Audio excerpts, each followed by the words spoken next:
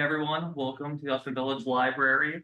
Today we have an exciting program in store for you. The Revolution on Cape Cod and the Islands, the issues, the events, the people, presented by Dr. David Morgan, Chair of Cape and Island Historians Committee. Thank you very much.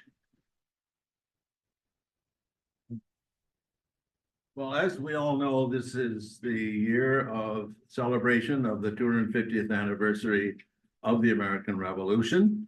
And first I want to ask, is there anybody who would like me to use the microphone? Okay. So the story of this project and the book that resulted from it was about 3 years ago, just a little bit more than that. A group of us amateur historians were thinking ahead, having just published something about the 400th anniversary of the Mayflower's arrival. And we said, you know, the 250th of the revolution's coming up. There's not much been done systematically on the revolution on Cape Cod and the islands. Yes, there were some things written in the 19th century. There were particular items here and there, but it needed to be drawn together. And so we formed a committee to begin that project. And of course, it is a multi-year project. We ended up with 27 contributors. And you might say, that's a lot. And that was deliberate because we wanted to make sure we had people writing particular chapters on areas where they had in-depth expertise. So it's definitely a multi-author kind of a work. And the book is available if anyone would like to purchase one at the end of the presentation. So the book itself is divided into 4 sections. The first covers the period from 1761 to 74. The second one from 1774 to mid-1776, you can guess why. And then the third section from mid-76 to the peace treaty in 1783.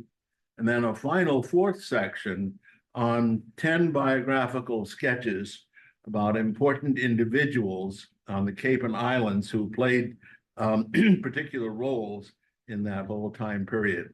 And so it's designed to be comprehensive and broad. Of course, you could take any one of the topics and drill down into depth. And I'm happy to say that people are doing that now and giving presentations on particular events or particular people. So what I'm going to do is hit just some of the highlights of the most interesting or memorable things, but that's only my view of it. And what we're going to do is start with this map. And the map has a story in its own, and that is that it's pretty difficult to find a truly accurate map in this time period of 1775. In fact, this is probably the best map that I've seen of that period in terms of accuracy. And the reason is, of course, that it was commissioned by the British government. Because in 1775, prior to Lexington and Concord, the British knew that something was up. And they had darn well better have an accurate map. This was done by a man named Blaskowitz, a German cartographer, who was working for the British government. And there are maps of Cape Cod and the islands even after this that have the distortion that some of us have seen, where instead of the outer part of the peninsula being curved as it really is, it's up straight. You've seen those distortions. So this is kind of interesting in the history of maps, that it's a pretty accurate one coming in the middle of some things that weren't very accurate. Now, you could say, well, the Mid-Cape is sort of elongated and it isn't really quite like that. But notice how they've got all the inlets and all the little villages and all the little names of rivers that were named at the time, because the British needed something from a military point of view if they were going to suppress this rebellion. So that's the frontispiece of the book. And let's go ahead and take a look at a big question that historians ask a lot about. Some people have different opinions about when the revolution actually began. There's several answers, and I would like to go through them with you and get your opinion about it too, because it's an open question. The flag there, of course, is the well-known one about you better join up because you won't survive if you don't join. And of course, the snake representing each of the 13 colonies was the metaphor for that. Benjamin Franklin, said at the time of signing of the Declaration, we better all hang together or we'll all hang separately. And of course, he was quite right about that. So before we answer the question, just a quick review of some of the highlights of the revolution itself on the larger scale, and a few Cape events that are kind of sprinkled in between, which you'll go into more depth with. 1761, the first Cape Cod part in this timeline, James Otis Jr. of Barnstable, we'll come back to him. 63 was the end of the French and Indian War. Why is that there? Well, the British government had run up a huge debt, a financial debt for the government by fighting the French and Indian Wars, which is sometimes known as the 7 Years' War. And they managed, of course, to win that one and got the what was the original colonies and some extra away from the French. So by the time that 63 happened, there was a problem facing the British government. We got some money we kind of need. And so therefore, what follows makes sense. And of course, we have the Tea Party in 73. We have some events in the Barnstable County Court, very important ones. 75, we have Lexington and Concord that everyone knows about. In fact, if you say American Revolution, what are the words that come to mind immediately? Words like Lexington, Concord, Valley Forge, Fort Ticonderoga, but no one mentions anything, usually at the first breath, about the Cape and Islands. We have the Declaration, of course, and some other events that we'll be covering. We have a surrender in 81, but we didn't have a peace treaty until 2 years later, the Treaty of Paris. And then, of course, after that was our Constitution. So that's just a quick timeline of the big picture. And of course, this is the list of the 4 sections of the book. But I want to tell you and share with you a quote from John Adams. We've got several things that we can attribute to John Adams. Here's an intellectual giant writing to another intellectual giant, Thomas Jefferson. Now, Adams and Jefferson were cooperating in the writing of the Declaration. Then they both ran for president, each one won once, and they became political enemies, really strong political enemies. But somewhere after the War of 1812, they patched things up. And now here are these 2 retired scholars, one in it's Braintree, Massachusetts, and one in Charlottesville, Virginia, carrying on this wonderful correspondence between them, with letters on horseback going back and forth between Braintree and Charlottesville. And the good news is we have all of that correspondence. The Adams papers are part of the Harvard University collection of archives. So here's what John Adams thought about the beginning of the revolution, in his opinion, as he writes to Jefferson in 1815. And I'm going to just read it to you because it's his wonderful language. What do we mean by the Revolutionary War? The war was no part of the revolution, only the consequence of it. The revolution was in the minds of the people, and this was an effort from 60 to 75 before a drop of blood was shed at Lexington. It was a people's revolution involving farmers, tradesmen, and craftsmen, and we could add for Cape Cod, fishermen, the middling classes. Now that's one person's opinion, standing not too far after the event and looking back and trying to analyze it. But not everyone agrees with that. So what are some other times that you could say that perhaps the revolution was beginning? Any other dates come to mind or events, particularly before that?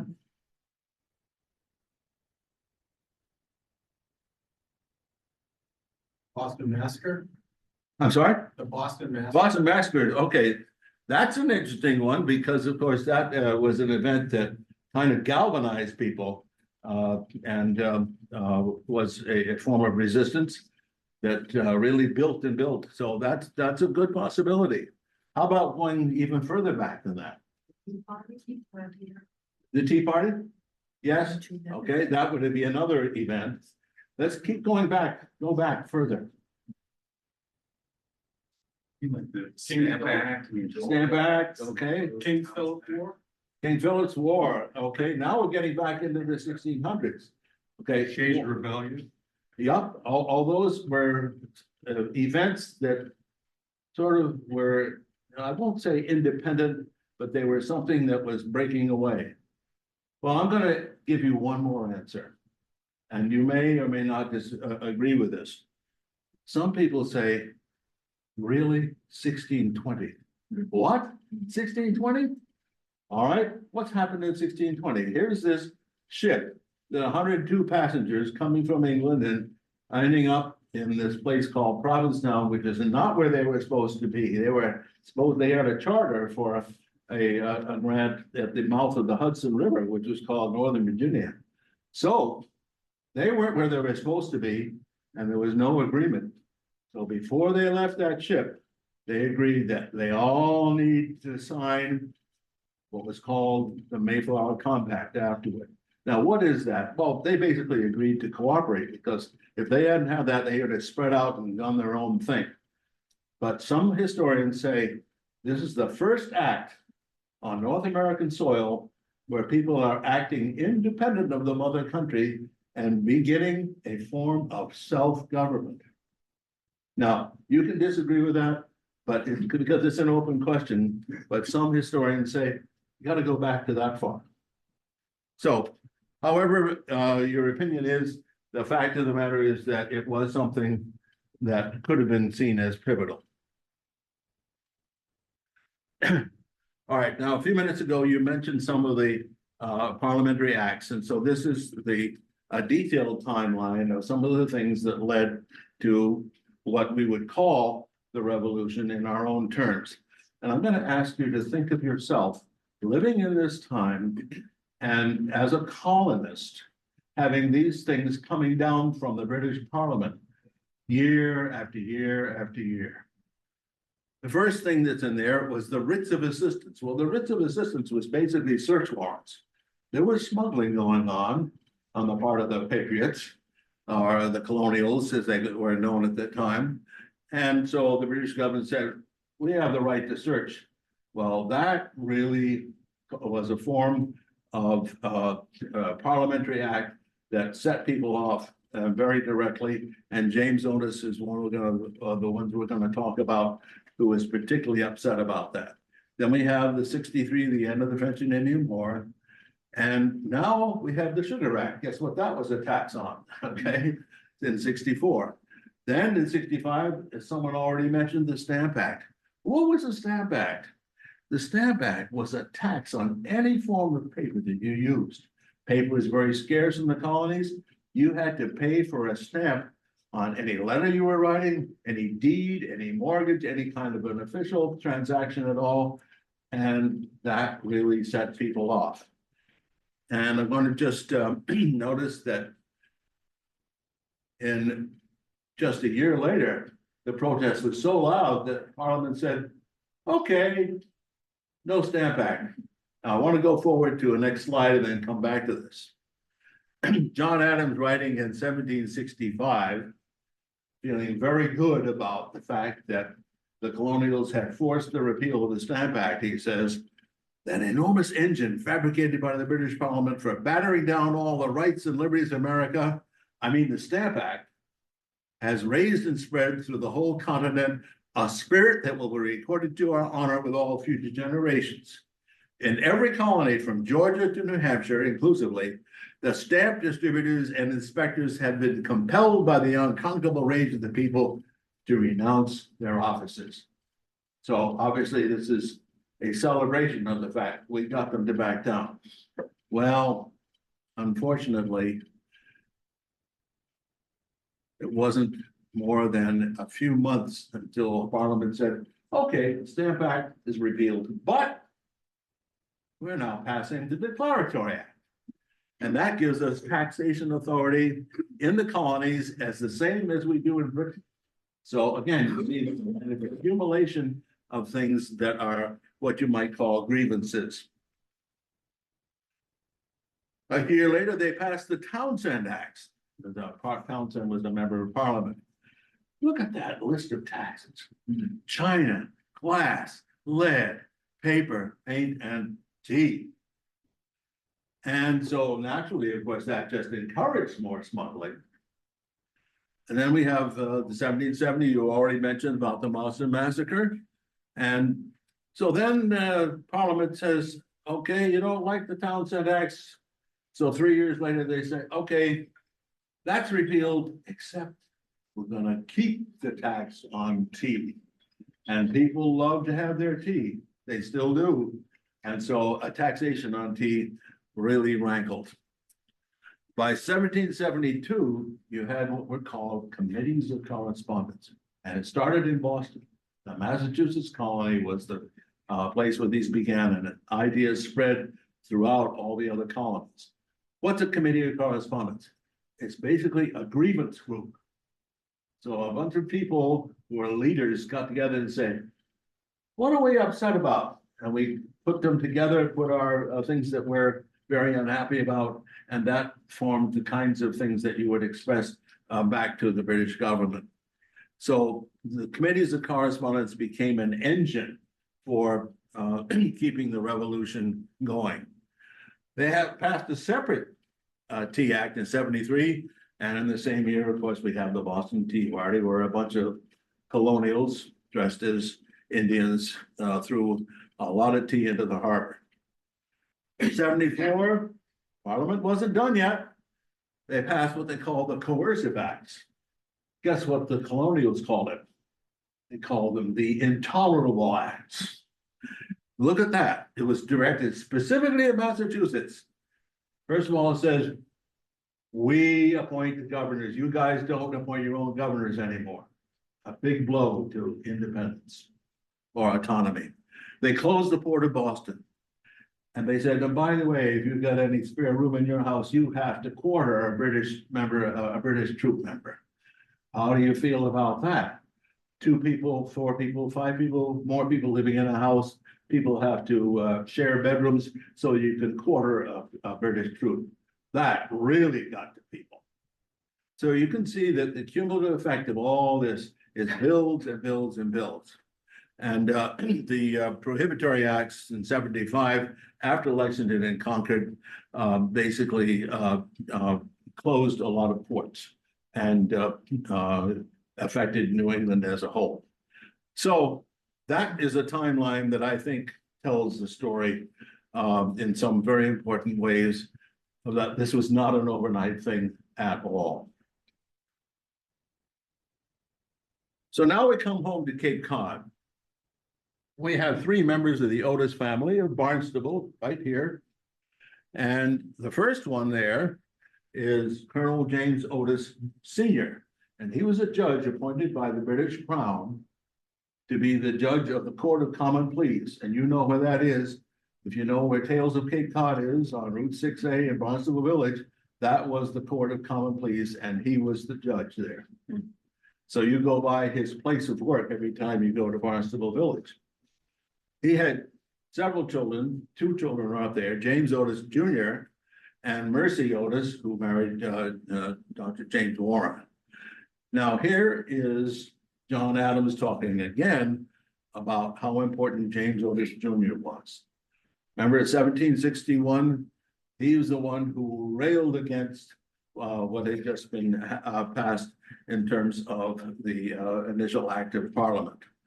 I've never known a man whose love of country was more ardent or severe, never one whose services for any 10 years of his life are so important and essential to the cause of this country as those of Mr. Otis from 1760 to 1770. Well, what happened? Why does this stop in 1770? Does anybody know what happened to James Otis Jr.? a tragic thing in an important way. He was very fiery.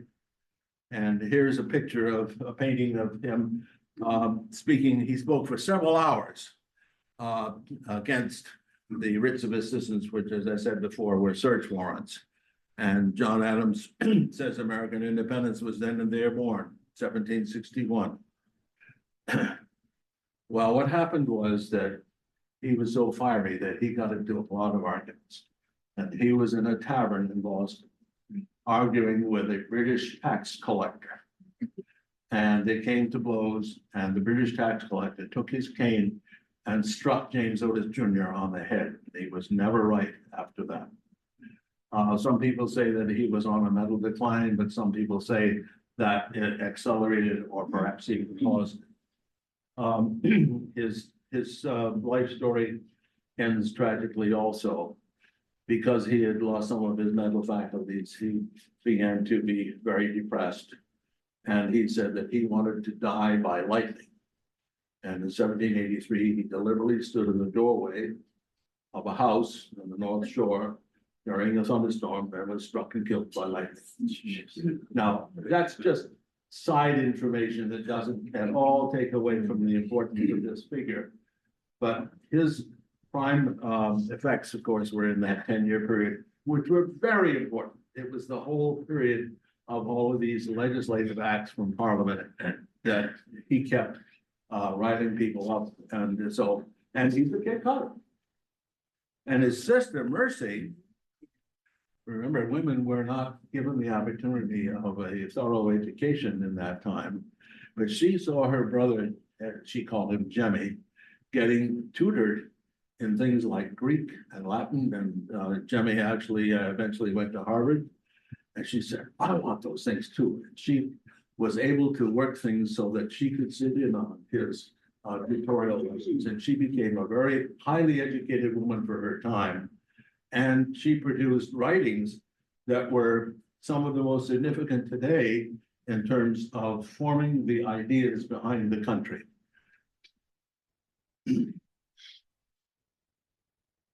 This is just John Adams looking at Otis Jr., greatest orator of his era. And in 1806, he notes that Jefferson was not present when he commenced his crusade. Taxation without representation is tyranny is a quote that we often hear. And it is thought that that is a phrase that comes from James Otis Jr. And in 1817, he identified Otis, John Hancock, and Sam Adams as the founding triad, all Bostonians. Well, here's Mercy. And John Adams thinks that she is one of the most accomplished women of America, were incontestable instances of genius. He's talking about her writings.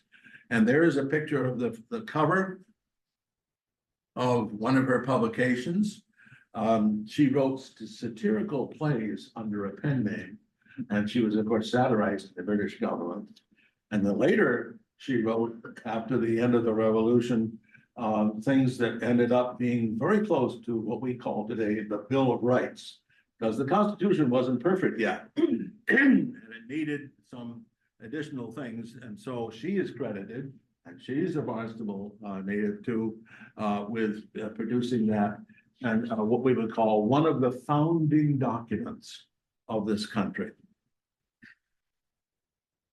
The history of the rise, progress, and termination of the American Revolution, 1805. Well, let's talk about Liberty Poles. As we know, Liberty Poles were basically rallying areas in certain villages. It's just a flagpole, but with a special Patriot flag that was flown from the top. And it became a way for little communities to say, we're going to be our own person. We need to think very seriously about breaking away from the mother country. And there's a story about a Liberty Pole on Martha's Vineyard that I'd like to share with you. There were Liberty Poles in several places. One of them was in Vineyard Haven. And what happened was that a British captain of a ship pulled into Vineyard Haven Harbor with a broken mast. And he looked at this Liberty pole and he said, just the right size to replace my masts. Well, the community wasn't having any of that.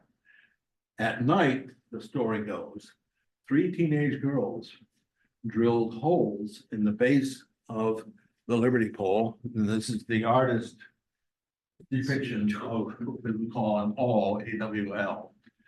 And they poured gunpowder into the 3 holes and lit it, and the Liberty pole split into splinters. And so the poor British captain had to go and find a tree that was going to fit because he was denied that. So it was an act of rebellion. The fact of the matter is that if you go to Vineyard Haven today, you'll see a replica of that on one of the side streets. Anybody seen that, by the way? It's this big around. It's a huge thing. It's only 2/3 of the real height because there are height restrictions on buildings in Vineyard Haven. But it's got a plaque on it. So take a look next time you're in Vineyard Haven. It's on the street that parallels the main street. I like this because it shows that it wasn't just adults, it was young people who were caught up in the spirit too. Then we have another Cape Cod event. And in 1773, 4 ships set out from London, laden with tea for Boston. How many got there? 3 got there. What happened to the 4th one? The 4th one foundered on Peaked Hill Bars and off of Truro in Cape Cod. And this presented a very nice problem for the people of Truro. All of a sudden, they got all this tea, and what are we going to do with it? They had 4 choices. We could drink it, we could sell it, we could destroy it, or we could give it back. And over a period of about 3 years, negotiations went on and on and on. And finally, most of it was actually returned. But some of it got drunk, some of it got sold, and some of it got destroyed. There were about 53 bales that washed ashore, and they were in not bad shape. And ultimately 50 were returned. But that's a Cape Cod event. This is not the only case of a shipwreck being friendly to the revolution that we'll show you in a few minutes. Well, let's talk about Nantucket. A completely different story. We have to think about the fact that this was a very divided island. Some of the people who were leaders in Nantucket, many of them, were Quaker merchants who were selling whaling oil to the British and doing just fine, thank you. Why would they want to rebel against the mother country? Everything's going pretty well. And so there was a segment of the population that was definitely pro-England. And then there was a beginning movement of patriots, but it never was completely in favor. In fact, it remained a divided island, and there is some evidence that in the years after the war, Nantucket experimented with the idea of becoming a separate country because they were different from the Vineyard and the Cape.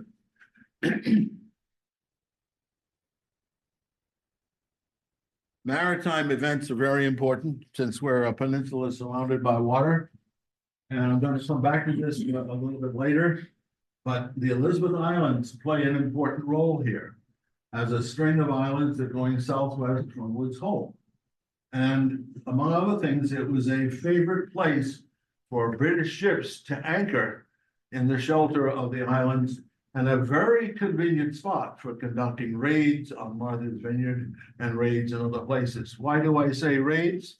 Well, any invading army has the problem of a supply line. This supply line was 3,000 miles long. So you've got troops, you've got to feed them.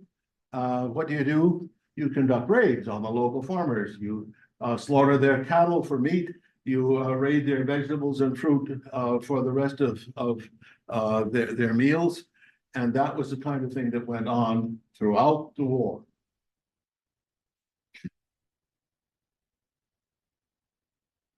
So we'll go to the second time period here, 74 to mid-76. And some of the events that are there we'll be talking about. You can see, of course, that Lexington and Concord happens within that time period. I think the third and fourth bullets are kind of interesting. When each of the colonial legislatures agreed to join the signing of the Declaration of Independence, some of them said, well, I think we better poll the towns to make sure, because they were acting as a body, a legislative body for the colony as a whole. So in the Massachusetts General Court, which was the name still today of our legislature, it's not a court, they polled the towns on Cape Cod. Harwich was the first to say yes. Barnstable voted no. Why would Barnstable have voted no at first for joining the revolution or the independence movement? Any thoughts about why that might be? Had to do with economics. Yes, absolutely. Same economics as Nantucket. You had some wealthy merchants who were doing just fine, thank you, trading with the Brits. And so they did take a second vote, and then I think it was only a day later that Barnstable did join in, but it was definitely a divided town. This last bullet is just an interesting sidelight. It doesn't relate specifically to the Cape, but I just have to highlight it. There were several battles of Fort Ticonderoga, and the Patriots won the first one, and they managed to capture the cannon that the British had and drag them with oxen on sleds in the wintertime all the way across Massachusetts from the Hudson to Dorchester Heights, whereupon they mounted them pointing down toward Boston that was occupied by the British. And that is one thing that caused the British to say, see you later, Boston. You have all those cannon pointed down at you. So that was quite an achievement. We'll talk about some of the other events in there. So there's the county colonial courthouse, the Court of Common Pleas. And James Otis Sr., the judge, was the judge of it. And he was, of course, appointed by the British Crown. And a group of protesters approached him and say, we're going to go the other way, and please step aside. So he agreed to close the courthouse. He was in a real dilemma because he's a colonial, but he's working for the British government, yet all of his friends and some of his associates are saying, no, no, no, no. So he agreed to close the courthouse, which is a symbolic act, actually closing a representation of the British government. He did continue to work out of his house, judging certain cases that came up until the Declaration of Independence, and then he joined. But we have to also talk about the full story. Some of the Patriots weren't very nice people, to put it mildly. And that second bullet there is just an example. You have the Loyalists and Patriots living in the same town. And the Patriots have kind of taken over in terms of ruling which way we're going to go. And they picked out people to victimize or to shame publicly. And they picked out a widow, Abby Freeman, who was known as a loyalist. And they tarred and feathered her. Think about being stripped of your clothing and having hot pine tar all over your body poured on it, and then feathers thrown at it. And then she was put on a rail and marched through the town to people jeering on the sides. Public shaming for not being in favor of revolution. So we have to fill in the full story here. Of course, there's the April 19th, 1775. And there's an interesting story to answer the question, was Cape Cod involved in Lexington and Concord? And the answer is yes, but only indirectly. And here's what happened. In Marshfield, which is halfway between Cape Cod and Boston, there was a British garrison that was staffed by British soldiers, and some patriots in the militia had staked out a kind of garrison of their own to keep an eye on the British. April 18th comes along in 1775, and the word is spreading that there's something that's brewing here. Of course, what was really brewing is the British wanted to raid the ammunition dump that was in Concord because they were afraid of that being used against them. And so the word came down that perhaps we need to galvanize people together, and the colonial militia that was keeping an eye on the British were drawn up to Lexington and Concord, leaving a vacuum because they were needed to join or to help at Lexington. The word came down to Cape Cod that, hey, there's no longer anybody guarding that British garrison. You guys better get up there. And so a group of militia from 3 different towns, Sandwich, Barnstable, and Yarmouth, began a march toward Marshfield to fill the gap that had been left by the militia that had to go to Lexington. They only got partway there, and then the word came down, hey, the British had left too. The British were going to Boston, and so thanks very much, but you're no longer needed. And they turned around and came home to Cape Cod. So that's what I would say is an indirect relationship, but it does show that events had effects on each other.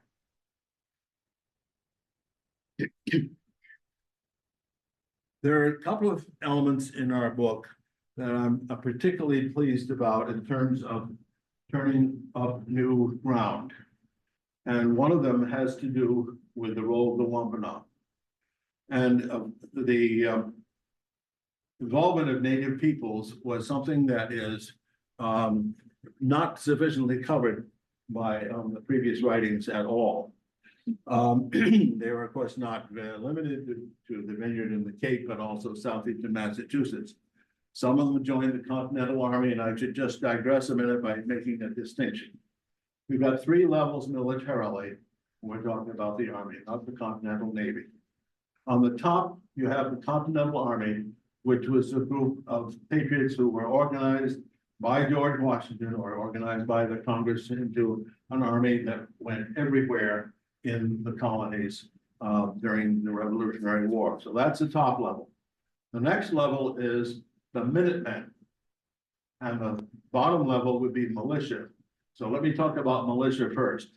Militia are people like you and me. We're farming or we're fishing and so on. We're living at home, but we're signed up to join a group if there happens to be what's called an alarm. And what's an alarm?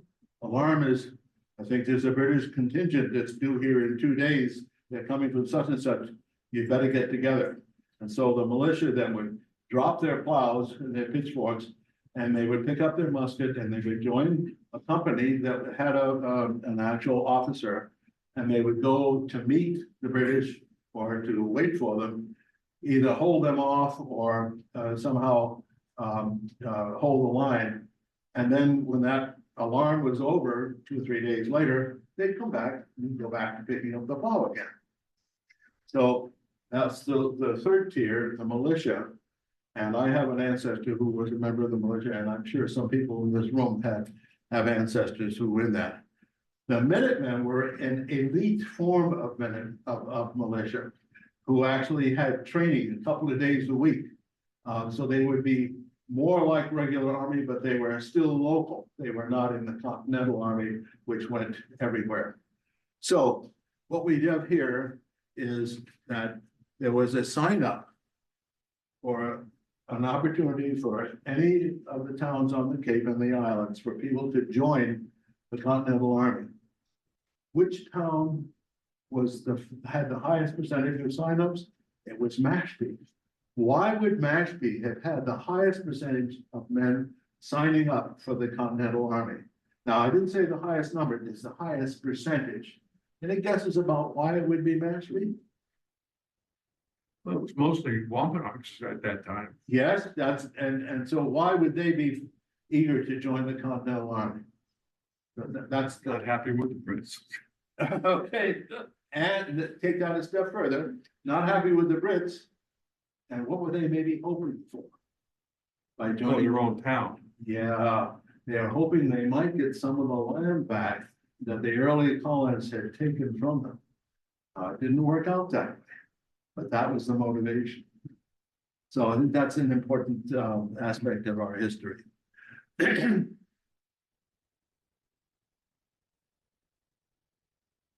The other part that's new territory is the role of African Americans in the Revolution, and in particular, we've done quite a lot of research to try to identify the names of African Americans who were in the militia especially.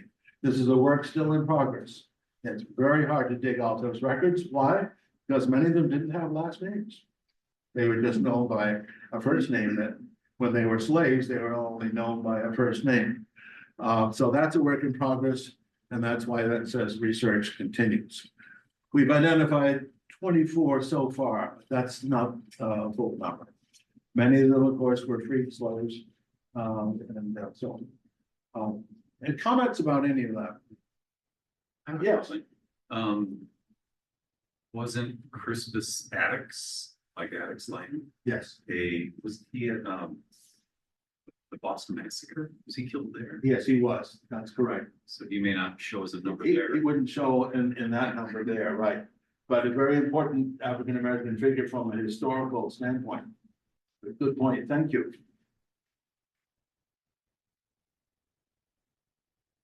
Well, we haven't talked about the Vineyard yet, except in relation to the Liberty Pole story.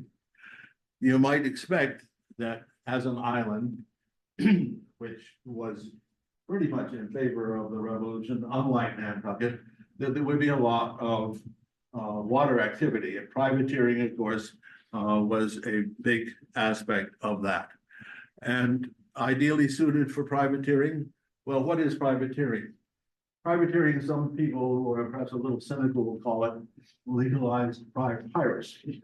But in order to become a privateer and you have a ship with men on board, you can get what was called a letter of marque, M-A-R-Q-U-E, from your local government to become an official raider.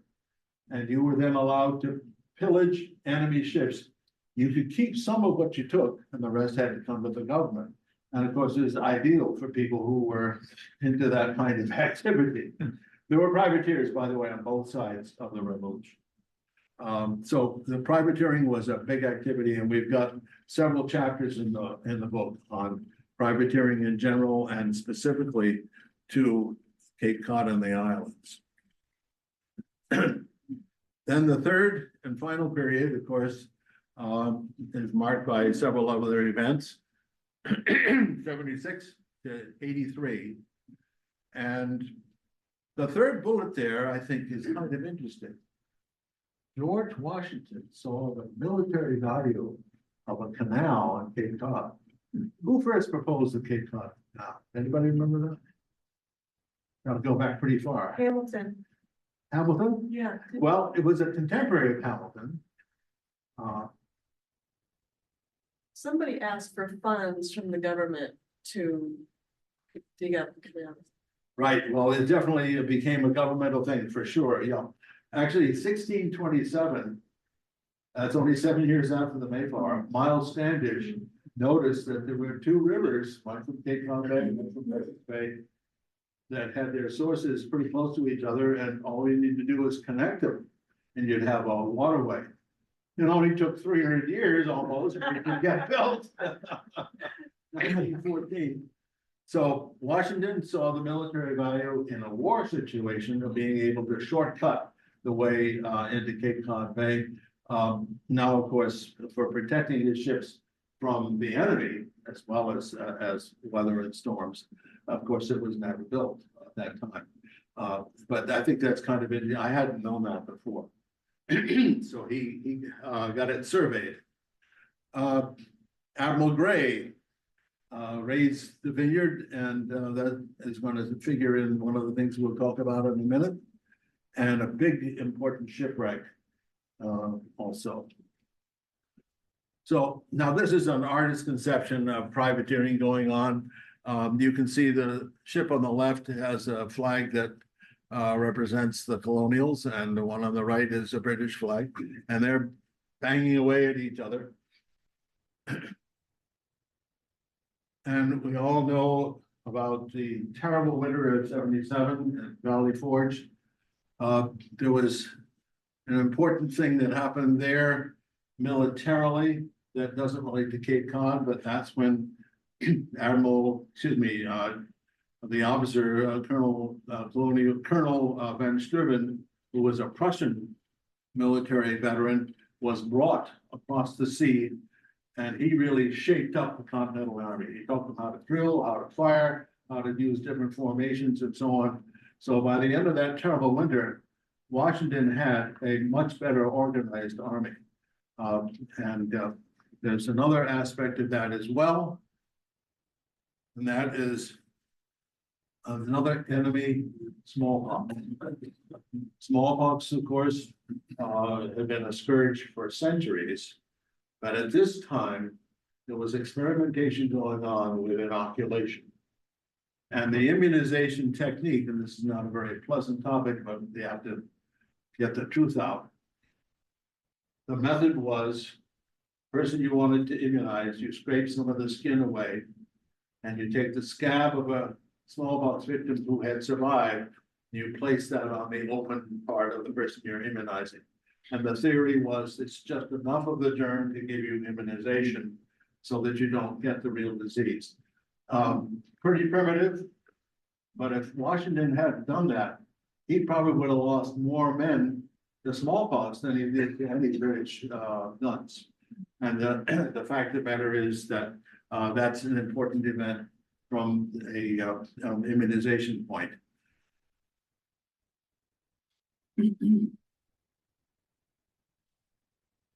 Okay, now we have another Cape Cod event. This is different from the wreck of the William, which is the tea ship. This relates to a big ship that had 450 men on it. It too wrecked on Peak Hill Bars for Truro, but the story is different. Very few lives were lost. And the fact of the matter is that there was a small group of patriots who captured about 450 British sailors off of that ship and marched them all the way from Truro to Boston. Now, when they got to Boston, there weren't 450 anymore. Some of them had died along the way. Some of them had probably drifted off because a small group of patriot militia can't round up and keep close watch on 450 people. But the 300 or more did make it. And they were later used for prisoner of war exchanges later in the war. So that's a kind of an important event. And the bones of the Somerset reappear every so many years, the National Seashore. And I'll show you. That's one of the previous reappearances. That dates from the late 19th century. And you can see that the outlines of the ship are very clear. And today it reappears every 20 years or so. The ocean fills in with sand and then it washes away after a period of years. But now you had to be on your best behavior because the National Seashore keeps them high. You're not allowed to take a jackknife and take a sample of the wood. The park rangers are doing the right thing because it's an archaeological treasure.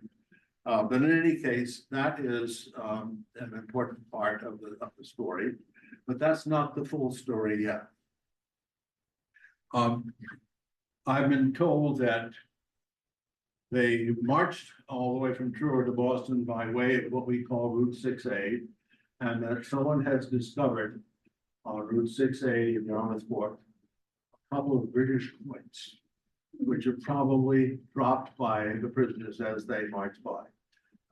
Now, that's something that's, I think it's on display in the museum. But that was a pretty long walk.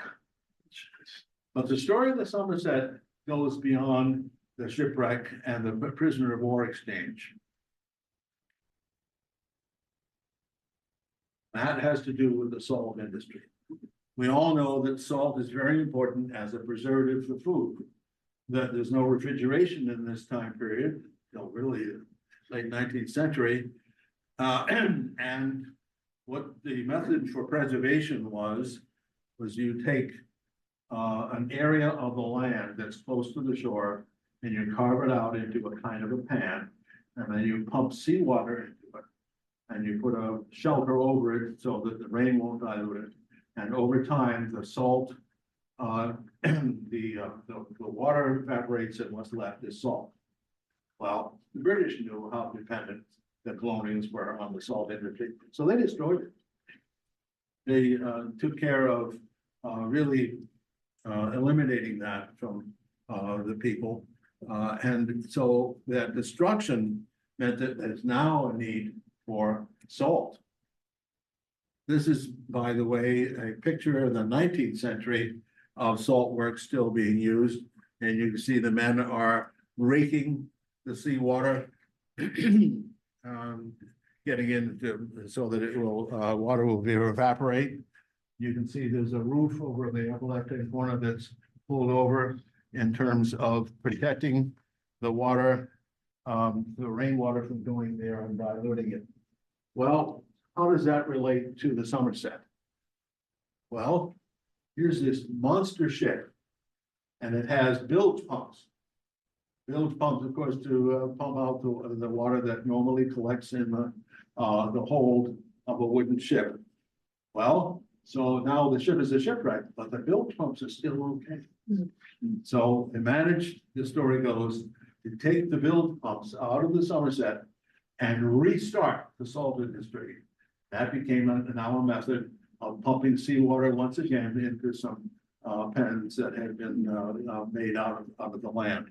So John Sears of Dennis is credited with restarting the salt industry on Cape Cod, and then Sassuat Harbor in particular,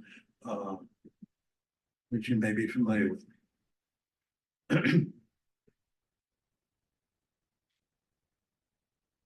The last thing I want to talk about is the Battle of Falmouth. Now, this is a comment about Google. If you Google the phrase Battle of Falmouth, Massachusetts, you get not one, but two entries. There's a 1775 Battle of Falmouth, Massachusetts, and there's a 1779 Battle of Falmouth, Massachusetts. I only knew about the 1779 one, and I said, what? 1775? Then I remembered. In 1775, Maine was part of Massachusetts, right? You guessed that, right? So there was a battle, a minor battle in 1775 in what is now Falmouth, Maine, or close to Portland. But of course, at that time, it was Massachusetts. But I want to talk about the one that happened in Falmouth, Massachusetts, that we know as Falmouth. So here we are. We have raids going on by the British, stealing cattle, slaughtering them, stealing food, vegetables and fruit and so on from people, and basically harassing the population. Well, Colonel Dimmock of the Patriot Group said, we're going to retaliate. So he did a counter raid on the British encampment on the Elizabeth Islands. And that really ticked off the British. And they said, okay, we're going to burn Falmouth tomorrow. So this is serious stuff.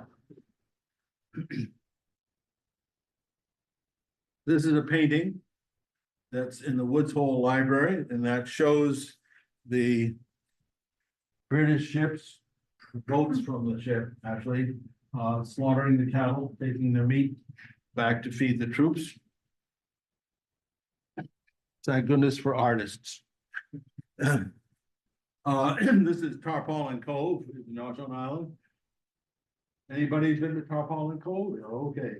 You know, it's a sheltered harbor on the south side of North Island. I spent a very rough night in my boat in there because it's open to the southwest breezes. Did you have that experience?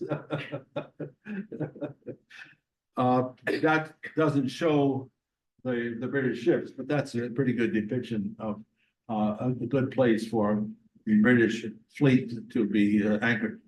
And there were 10 British ships anchored in Tarpaulin Cove in April of 1779. So they said, we're going to burn Falmouth tomorrow. And we've all heard the phrase, loose lips sink ships. This is a perfect example. There's an island next to North Shore called Pasque Island, Pasque. And there was a loyalist wealthy person who had a home on Pasque Island. And on the night of April 2nd, he's entertaining officers from the British ships. And they're drinking and so on. And he overhears them talking about what we're going to do to Falmouth. Now, he's a loyalist, but he hears them talking about burning Falmouth. And he says to himself, we think, something like, those poor people of Falmouth, they are defenseless. We've got to warn them. So what he did was, he got his 9-year-old son to row in a rowboat 4 miles in the dark from Pasque Island to Woods Hole at night to alert the militia in Falmouth to get ready because they're going to be needed tomorrow morning. So he did that. And there's a story written about that. It's written for middle school age students. This is a cover of the book on the left. And this is a useful map now to show what he actually accomplished. So the British ships are here. Here's Pasque Island here, where the entertainment was going on with the officers. So he got his son, Asa, to row from here all the way to here at night. Now I checked in the meteorological calendar for the night of April 2nd, 1779. And if the weather was clear, we know that it was 2 days after the full moon. So he probably had, if the weather was good, some light by which to navigate, but there's no lighthouses, nobody living on any of the islands. So he had to do it by whatever way he knew. And the tides are terrible, right? They're terrible. Yeah, Yes, if he was going with the tide, it might have been fine, but that's a long way to row. Exactly. It's the tide. Yeah, and you've obviously experienced that. I did check the tide tables. It's nice that the tides are recorded in history, starting in about in the 1700s. And I think there was a slack tide in Woods Hole, which would have been the worst one, that allowed him to row across. That's just sort of iffy, but the important point is he made it. He went to the home of a friend and he got his friend's parents to alert the militia. So it's now in the middle of the night and the friend's parents alerted the militia, who are local, of course, get down to the beach because the British are coming tomorrow morning. So here's what happened. They got 220 Patriot militia to respond. And I'm going to show you a picture of an encampment. This is what they had previously constructed. They constructed sand mounds that went all along what is now Surf Drive in Falmouth, if you've been along there. So they are about this high, big enough for somebody to crouch behind with a musket. And so they had to reinforce those because there'd been some deterioration. And in the case of that, they had some time because it was in the night. And they got ready.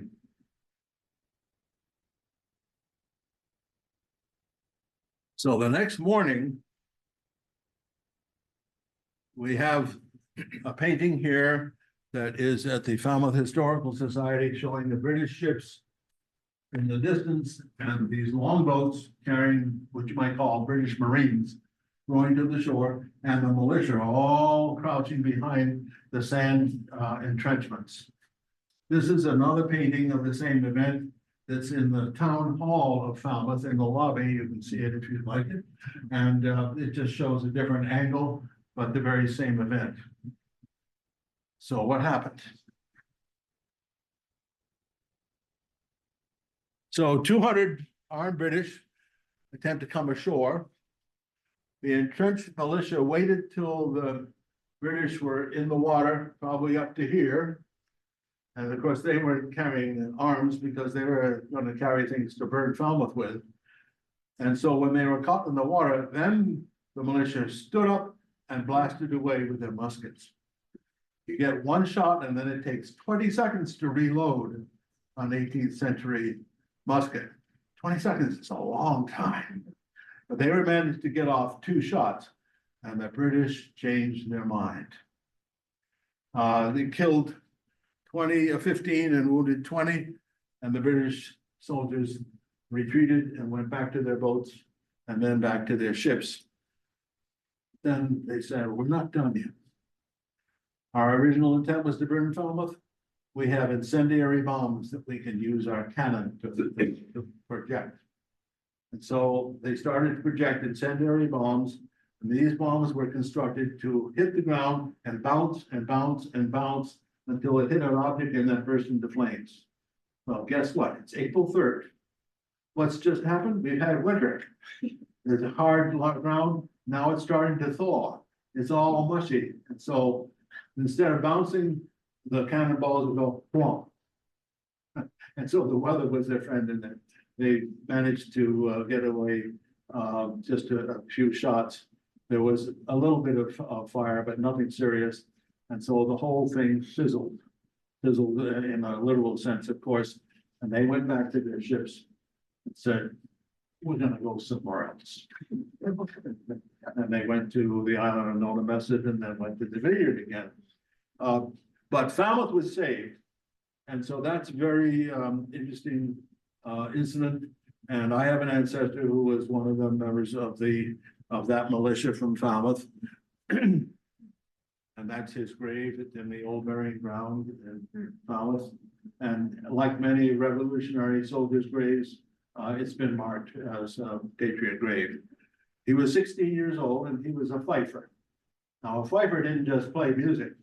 He played things on the fife that were signals like attack or retreat, just the same way that drums did in 18th century warfare.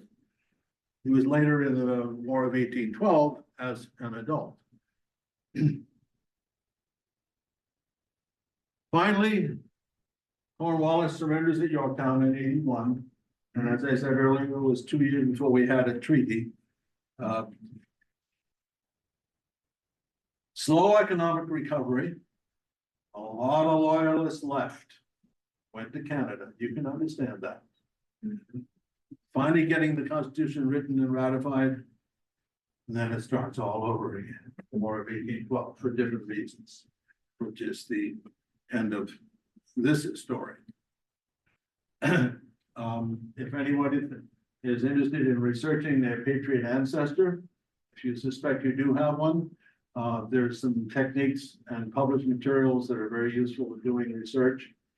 One of the key places to start is a 17-volume set that's at Sturgis Library, occupying a whole shelf, and it's called Soldiers and Sailors of Massachusetts in the Revolution. And it's all alphabetized according to community. And that brings us to the book. If you're interested, after the question period, that's $25, either cash or check made out to MMHS, Marston Mills Historical Society. So I will answer questions and comments. Yes. Yes, do we know what happened for Abby Freeman after she was tarred and feathered? Because if she didn't stay in Barnstable. I don't know that. That's a good question. I suspect she did. Because she had loyalist friends. Not very many, certainly. But I don't know whether she actually moved away or not. Loyalists, when they are victims of that kind of treatment, probably just kept it themselves.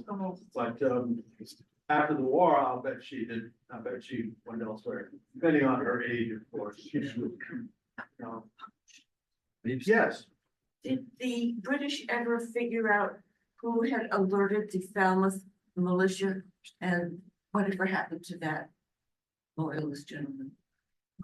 That's a great question, and I'd love to know the answer. I don't know the answer.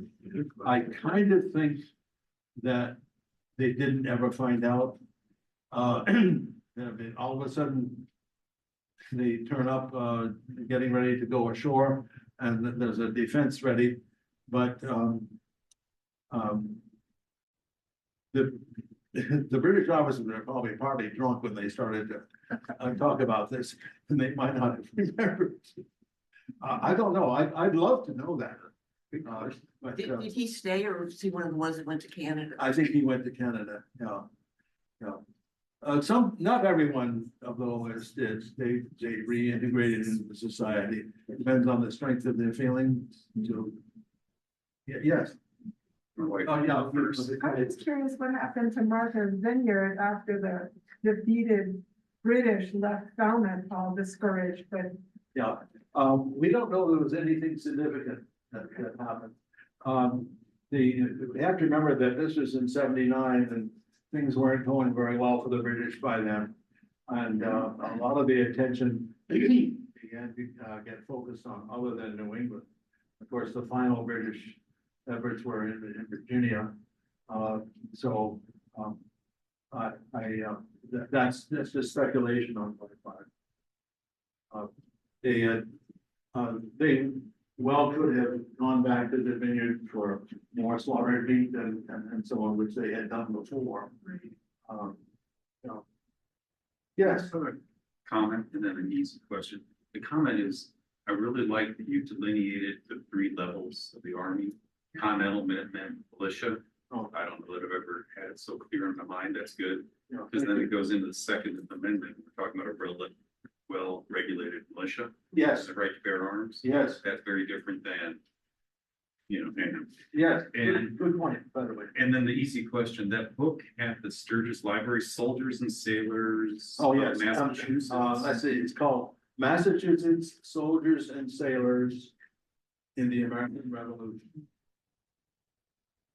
Next time I'm that way, I'll see. It may not include militia people, but I have. It does. It does? Yeah, Yes, I found my ancestor in there. Yeah, and I have someone from Montague. I mean, I found some record, but I'd like to see it more officially. Yeah, Right. that's helpful. Thanks. In Sturgis Library, you take a right, you go into the Hoover Room, which is, Which is. yes, it is wonderful. And this set of, each volume is that thick, and it's on the left-hand side as you walk in, right about waist level. Can't visit. And it is alphabetized, A, B, C, D, so on. Yeah. Yes. This is not related to the revolution, but to the War of 1812. I have a recollection that didn't Falmouth or Sandwich or one of the towns come under fire during the War of 1812? Yes, it did, yes. There was a famous event where a cannonball from the War of 1812 lodged in a house. And that was the ship Nimrod that fired it. And for a number of years, that was a big showpiece for tourists. But that was 1812 rather than the revolution. And I understand that's no longer there. Sorry about that. It should be preserved. But yeah, Falmouth is a very vulnerable place. I mean, it's right at the corner of the Cape and easily accessible to attack from a couple of different directions. Yeah. Well, I'll stay around and as I say, if you'd like to purchase the book, I'll be over at the table. It's a thanks for coming.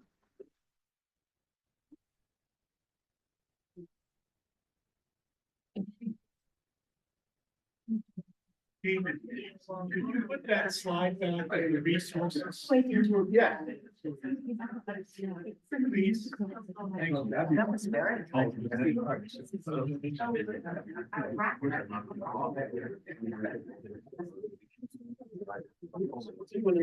Absolutely.